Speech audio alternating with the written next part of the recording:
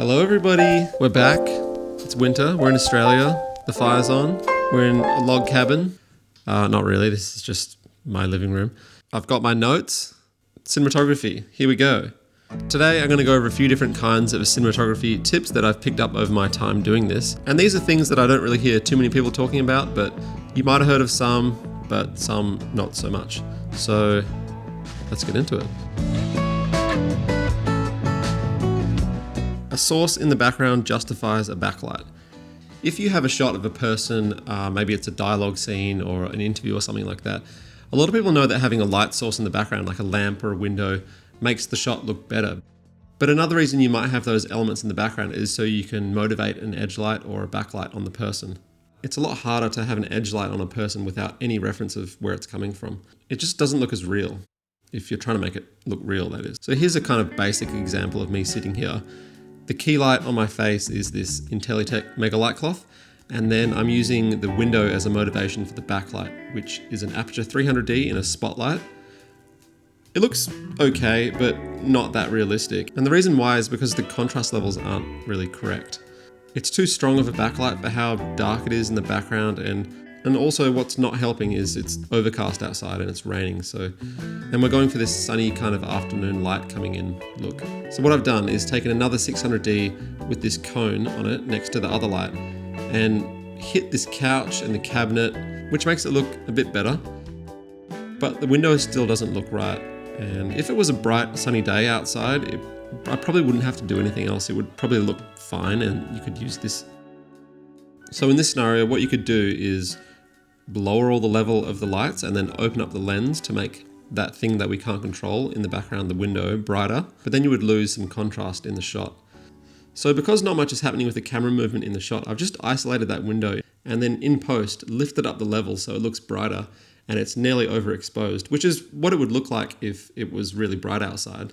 And now it looks a bit more real.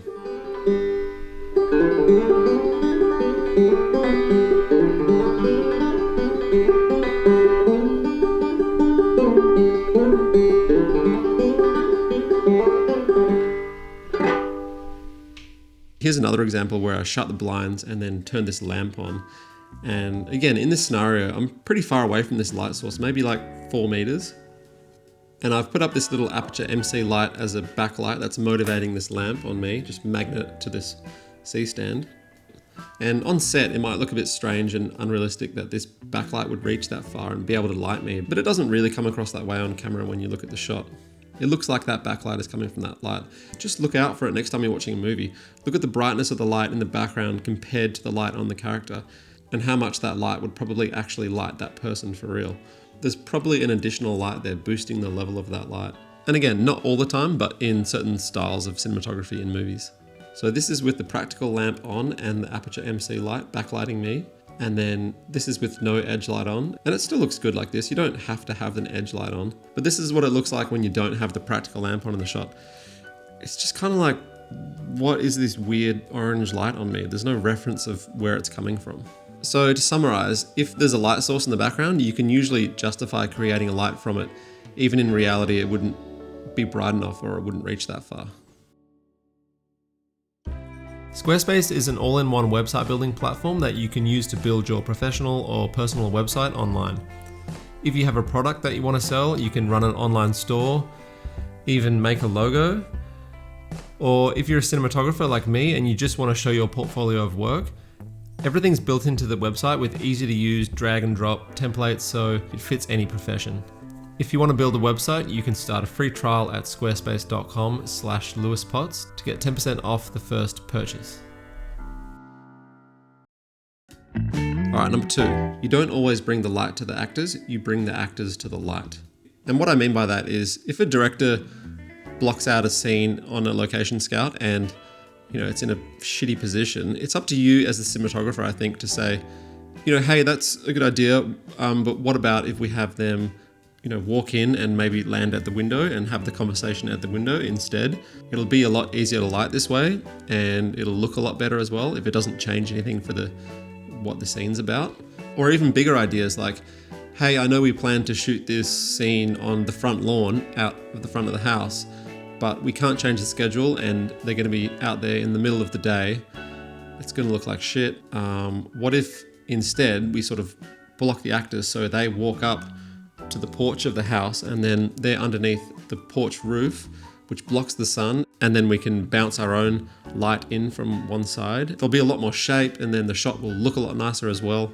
And also it'll be a lot quicker to light this way, and if it doesn't mess up the points that you're trying to get across in the scene or the shot or whatever it is, and if it doesn't mess up the actors, what they have to do, you know, then if they say no, you say, why the f did you hire me? No, don't say that. So yeah, I think it's up to the cinematographer to come up with ideas like that, and not just be a yes person to the producer and director all the time. All right, number 3, open the shutter for more light. A lot of people for a long time have used, narrow shutters for things like sports commercials and war movies and stuff, because it adds a sort of sharpness and urgency to the image. But not too many people go the other way with the shutter, because it can make an image look blurry and kind of cheap, and it just doesn't look very good. But it can be a great way to get more light on the sensor if you're in a dark scenario. Like this example one shot that I did.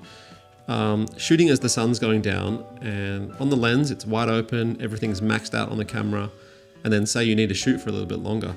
If you're usually shooting at 180 shutter or 50th of a second, double that to 360 and then you'll get another stop of light. The trick is that you just don't want to move the camera, or whatever you're filming can't move too much, or it'll create that blurry effect that no one really likes.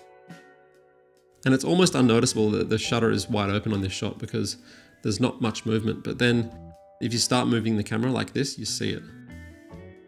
So it's good for shots where there's not much movement. And I've kind of known about this little trick for a while, but it wasn't until 5 or 6 years ago that I saw on Chris Propst's Instagram, he posted a frame from Mindhunter when he was shooting it, saying that they altered the shutter because there was flickering lights in the background, but he also opened it right up to get a stop of extra light, which is pretty cool. And I haven't really seen too many people talking about doing that. And it seems kind of basic and a simple thing to do, but I just don't know too many people that use this idea. So yeah, it's just a simple technique that not many people use, I don't think. All right, that's it. Hopefully you got something useful out of this. If not, I don't know. Actually, there'll be a video next week, so maybe there'll be something in there. All right, thanks. Bye.